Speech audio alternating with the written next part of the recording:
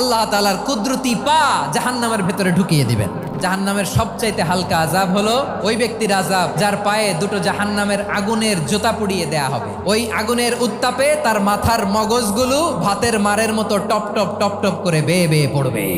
এইটা যদি সবচেয়ে লাইট পানিশমেন্ট হয়, সবচেয়ে হালকা পাতলা সহনীয় আযাব যদি হয়, তাহলে ভয়ঙ্কর তোমার আযাবের কি অবস্থা হবে? জাহান্নামের অবস্থা এত ভয়ঙ্কর হবে, জাহান্নামের ভেতরে লক্ষ লক্ষ কোটি কোটি কাফির মুশরিককে দেওয়ার পরেও জাহান্নাম বলবে হালমিম মাজিদ, আরো আছে নাকি, আরো দাও, আমার ক্ষুধা নিবারণ হয় নাই। জাহান্নামে তো উত্তপ্ত হবে, জ্বলন্ত হবে, ভয়ঙ্কর হবে। জাহান্নামের এক অংশ আরেক অংশকে খেয়ে ফেলবে। আল্লাহু আকবার।